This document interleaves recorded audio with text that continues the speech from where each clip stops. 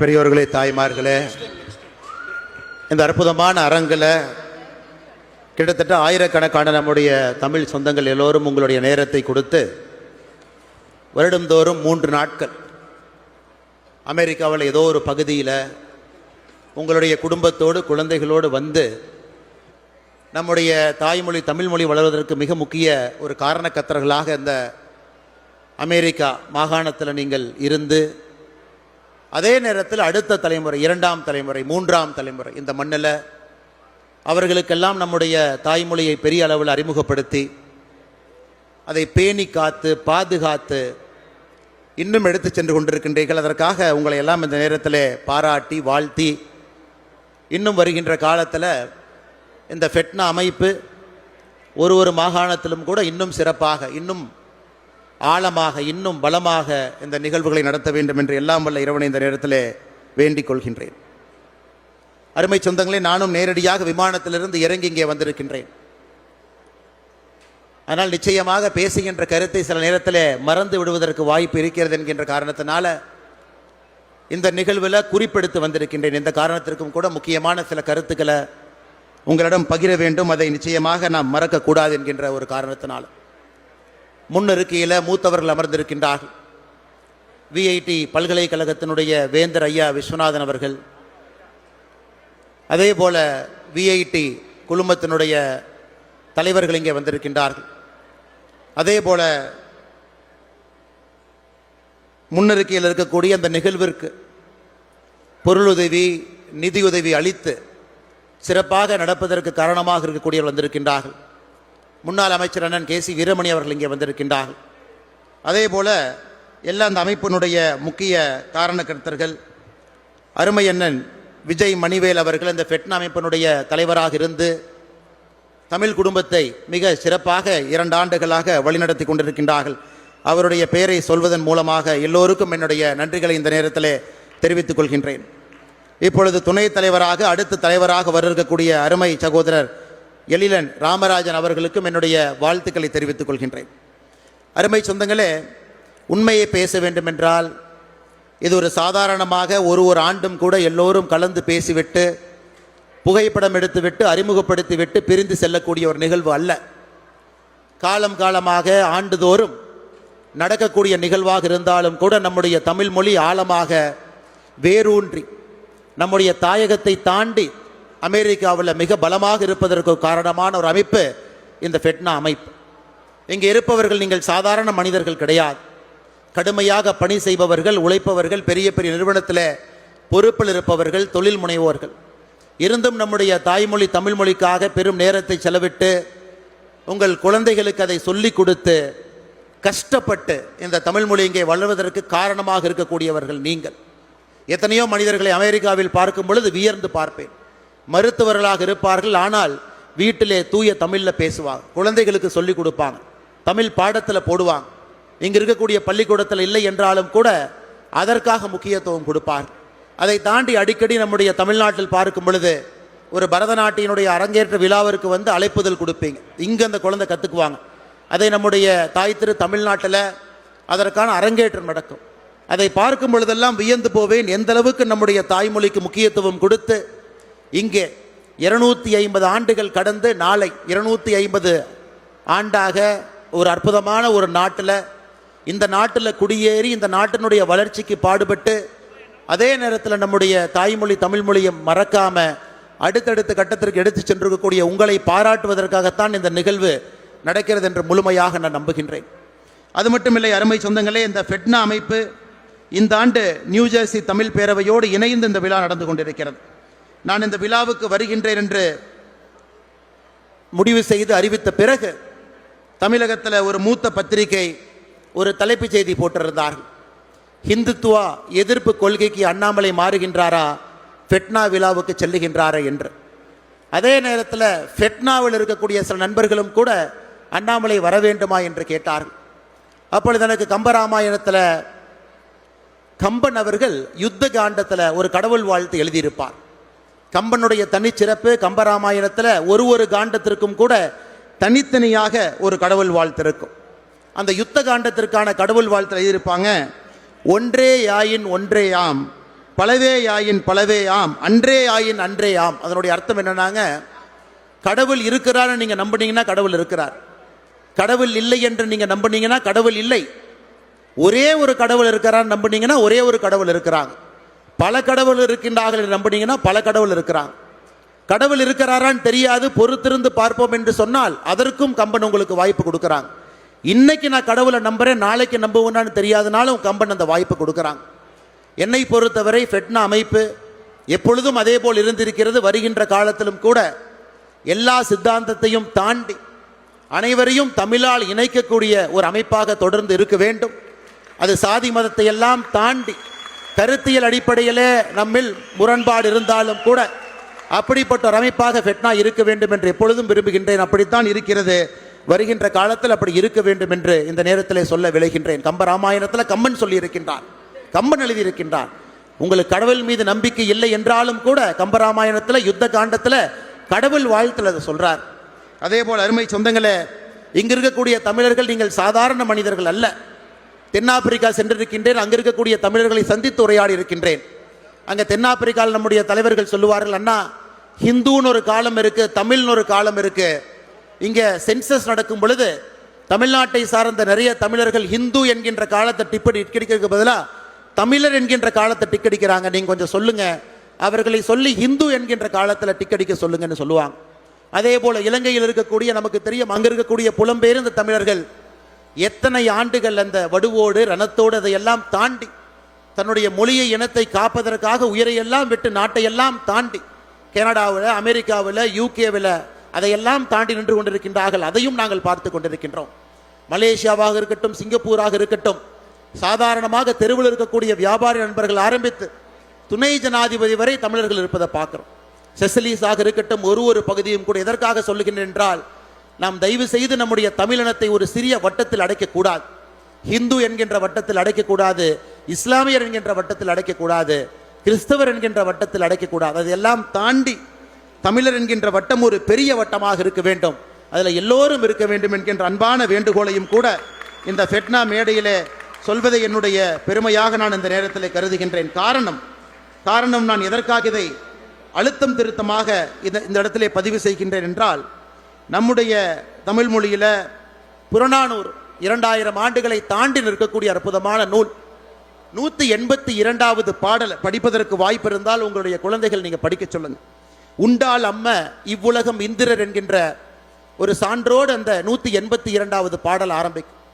அந்த பாடலுடைய உட்கருத்து பார்த்தீங்கன்னா, ஒரு தமிழன் எப்படி இருக்க வேண்டும் என்றால், அமிர்தமே கிடைத்தாலும் அதை பகிர்ந்து உண்ண வேண்டும், சினம் கொள்ளாதவராக இருக்க வேண்டும், தூங்காமல் அஞ்சாமல் உழைத்து புகழுக்காக தன்னுடைய உயிரையும் கொடுப்பதற்கு தயாராக இருக்க வேண்டும், உலகையே கூலியாக கொடுத்தாலும் கூட சான்றோர் பள்ளி சொல்லை கிடைக்க பெறாத ஒரு தமிழினமாக இருக்க வேண்டும், தன் முயற்சியை பிறர் நலனுக்கென ஆக்குபவராக இருக்க வேண்டும். எப்ப சொல்றாருங்க? 2000 ஆண்டுகளுக்கு முன்பு புறநானூற்றிலே சொல்லப்பட்டிருக்கக்கூடிய ஒரு கருத்து. அப்ப எத்தனை மதங்கள், 2000 ஆண்டுகள் அந்த உலகத்தில் எத்தனை மதங்கள் யோசிச்சு பாருங்க. கிடையாது. மதங்கள்லாம் இன்னைக்கு வந்தது. 7ஆம் நூற்றாண்டில் இஸ்லாமிய மதம், 2ஆம் நூற்றாண்டில் கிறிஸ்தவ மதம் வந்துச்சு, 6ஆம் நூற்றாண்டில் புத்த மதம் வந்துச்சு. அதையெல்லாம் தாண்டி ஒரு மனிதன் அறத்தோடு எப்படி வாழ வேண்டும் என்று சொல்லிக் கொடுத்த ஒரு மண்ணில் அதை பேசக்கூடிய தமிழ் மொழி பேசக்கூடியவர்களாம் இருக்கின்றோம். இதையெல்லாம் நம்முடைய குழந்தைகளுக்கு எடுத்து சொல்ல வேண்டிய ஒரு பெரிய கடமை நமக்கு இருக்கு. இன்னைக்கு நாம பேசுற சாதி மதத்தை எல்லாம் தாண்டி நிற்க வேண்டும் என்று எல்லா மதமும் சொல்லுகின்றோம். இதே புறநானூரில் இன்னும் கொஞ்சம் பின்னாடி போய் பார்த்தீங்கன்னா, இதே புறநானூரில் ஆரியப்படை கடந்த நெடுஞ்செழியன் மிக அற்புதமாக ஒரு மன்னன் சொல்லுகின்றான், மூத்தோன் வருகை எண்ணாது அவருள் அறிவுடையோன் 6 அரசும் செல்லும், வேற்றுமை தெரிந்த நற்பாலுள்ளும் கீழ்பால் ஒருவன் கற்பின் வேர்பால் ஒருவனும் அவன் கண் படுமே. எப்படி சொல்றாரு பாரு. அதாவது ஒரு குடும்பத்தில் எத்தனை பேர் இருந்தாலும் கூட அரசன் மூத்தவன் வருக என்று சொல்ல போவதில்லை, படித்தவன் வாருங்கள் என்று சொல்ல போகின்றார். கல்விக்கான முக்கியத்துவத்தை 2000 ஆண்டுகளுக்கு முன்பு நம்முடைய புறநானூரில் நாம் பேசுகின்றோம் அருமை சொந்தங்களே. அது மட்டும் இல்லை, இந்த பாடலில் இன்னும் ஒருபடி போறாங்க. சமுதாயம் வேண்டுமானால் ஒருவன் மேலே ஒருவன் கீழே என்று சொல்லலாம், சமுதாயம் வேண்டுமானால் ஒருவனை மேல் சாதி கீழ் சாதி என்று சொல்லலாம். ஆனால் அறிவும் கண்ணியமும் ஒழுக்கமும் இருக்கக்கூடிய ஒரு மனிதனை மன்னவனே முன் வந்து என்னோடு படைக்கு என்னோடு வாருங்கள் என்று சொல்லக்கூடிய தகுதி என்னன்னா அந்த கல்விக்கு மட்டும்தான் இருக்கிறது என்று. இதையெல்லாம் மதங்கள் வருவதற்கு முன்பு இந்த ஹோலி புக்குன்னு நம்ம சொல்றோம். இன்னைக்கு நம்ம கீதையை சொல்றோம், நம்முடைய குரானை சொல்றோம், பைபிளை சொல்றோம். அதற்கு முன்பாக ஒரு மனிதகுலம் அறத்தோடு எப்படி வாழ வேண்டும் என்று சொன்ன அற்புதமான ஒரு நிலத்திலிருந்து நாம் வந்திருக்கின்றோம் அருமை சொந்தங்களே. அதனால் ஃபெட்னா அமைப்பு வருகின்ற காலத்தில் இன்னும் சீரும் சிறப்புமாக எல்லோரையும் ஒருங்கிணைக்கக்கூடிய ஒரு பாலமாக இருக்க வேண்டும் என்று சொல்லி, அதே போல உலக தமிழர்களுக்கெல்லாம் குரல் கொடுக்கக்கூடிய அமைப்பாக நம்முடைய ஃபெட்னா அமைப்பு இருக்க வேண்டும் என்பது என்னுடைய ஆழமான ஒரு கருத்து. எதற்காக இந்த கருத்தை பதிவு செய்கின்றேன் என்றால், இதற்கு முன்பு மேடையில் புலம்பெயர்ந்த நம்முடைய இலங்கையிலிருந்து வந்திருக்கக்கூடிய தமிழ் சொந்தங்கள் மேலே இருந்தார். அகதிகள் என்று தமிழகத்திலே சொல்லுகின்றோம். அந்த வார்த்தை தவறான வார்த்தை என்று தொடர்ந்து நான் சொல்லுவேன். ஆனால் இன்னைக்கு 15ஆம் ஆகஸ்ட் நாம் நம்முடைய சுதந்திர தினத்தை நாம கொண்டாடுறோம். அதே போல பிப்ரவரி 4ஆம் தேதி இலங்கை தன்னுடைய சுதந்திர தினத்தை கொண்டாடுகிறது. இந்த நேரத்தில் கிட்டத்தட்ட வட அமெரிக்காவில் மட்டுமே 4 லட்சம் இலங்கை தமிழர்கள் 4 லட்சம் பேர் இருக்கிறாங்க. அவர்களுக்கு சுதந்திர தினம் இல்லாமல் இருக்கிறாங்க. தமிழகத்தில் மட்டுமே 90,000 பேர் புலம்பெயர்ந்தவர்கள் இருக்கின்றார்கள். நம்முடைய காலத்தில் அவர்களுக்கான ஒரு நியாயத்தை கொடுக்க வேண்டிய கட்டாயமும் கடமையும் நமக்கு இருக்கு. இதற்கு முன்பு நான் சார்ந்திருக்கக்கூடிய அரசியல் இயக்கத்தில் எத்தனையோ விஷயங்களை செய்ய வேண்டும் என்று தொடர்ந்து அவர்களுக்காக போராடினோம். அந்த போராட்டத்தை தொடர்வோம். அதையும் கூட இந்த ஃபெட்னா மேடையிலே சொல்வது என்னுடைய கடமையாக இந்த நேரத்தில் நான் கருதுகின்ற அருமை சொந்தங்களே. அது இன்னும் வேகமாக இன்னும் உக்கரமாக வருகின்ற காலத்தை ஃபெட்னா அமைப்பு ஒரு தனிப்பெரும் இயக்கமாக அதை எடுக்க வேண்டும் என்றும் கூட இந்த நேரத்தில் இந்த மேடையில் இருந்து உங்களுக்கு சொல்வது என்னுடைய கடமையாக நான் கருதுகின்றேன். அருமை சொந்தங்களே, இன்னைக்கு ஃபெட்னாவுக்கு இன்னொரு பெரிய பொறுப்பு இருக்கு. இங்க இருக்கக்கூடிய இத்தனை ஆயிரம் மக்கள் இருந்தாலும் கூட தமிழகத்திற்கும் உங்களுக்கும் ஒரு பெரிய இணைப்பு பாலமாக நம்முடைய தாய்மொழி தமிழ்மொழி இருந்து கொண்டிருக்கிறது. எத்தனையோ இடத்துல அமெரிக்காவில் இருக்கக்கூடிய தமிழ் சொந்தங்கள் எத்தனையோ நல்ல விஷயங்களை நீங்கள் செய்து கொண்டிருக்கின்றீர்கள். தமிழ்நாடு ஃபவுண்டேஷன் அமைப்பு இருக்கிறது, ஃபெட்னா இருந்தும் கூட என்னுடைய 2 கருத்துக்களை இங்கே பதிவு செய்ய விரும்புகின்றேன். தமிழகத்தில் இருக்கக்கூடிய பள்ளிகளை தத்தெடுங்க, அவர்களுக்கு ஆங்கிலம் சொல்லிக் கொடுக்க முயற்சி எடுங்க, அவர்களுக்கு நல்ல வேலை வாய்ப்பை உருவாக்கி கொடுப்பதற்காக இங்கே எத்தனையோ இன்வெஸ்டர்ஸ் இருக்கிறீங்க, அதற்கான ஒரு தனி ஃபண்ட் ஆரம்பிங்க. அதே போல தமிழகத்தில் அரசு பள்ளியில் படிக்கக்கூடிய மாணவர்கள் எப்படி இதற்கு முன்பு அமைச்சராக பாராளுமன்ற உறுப்பினராக இருந்த ஒரு தனிப்பெரும் பல்கலைக்கழகத்தை ஐயா விஸ்வநாதன் அவர்கள் நடத்தி கொண்டிருக்கின்றார், ஐயா செல்வம் அவர்கள் நடத்தி கொண்டிருக்கின்றார். ஆனால் எத்தனையோ அரசு பள்ளியில் படிக்கக்கூடிய மாணவர்களை குளோபல் யூனிவர்சிட்டி, ஹார்வர்டு, ஸ்டான்ஃபோர்ட் இது போன்ற பள்ளிக்கூடத்திற்கு வருவதற்கு அவர்களுக்கு அந்த வாய்ப்பை இங்கிருந்து ஏற்படுத்தி கொடுங்க. ஒரு எஸ்ஏ எப்படி எழுதுறது, ஸ்டேட்மெண்ட் ஆஃப் பர்பஸ் எப்படி எழுதுறது, எப்படி அப்ளை பண்றது, அதற்கு தனியாக நீங்க முயற்சி எடுக்க வேண்டும். அதே போல எத்தனையோ விவசாய பெருமக்கள் இருக்கின்றார்கள், மார்க்கெட் அக்சஸ் எப்படி சந்தைப்படுத்துதல் என்று தெரியாமல் இருக்கின்றார்கள், அதற்கு உங்களுடைய பங்களிப்பு அதிகமாக இருக்க வேண்டும் என்கின்ற அன்பான வேண்டுகோளை வைக்கின்றேன்.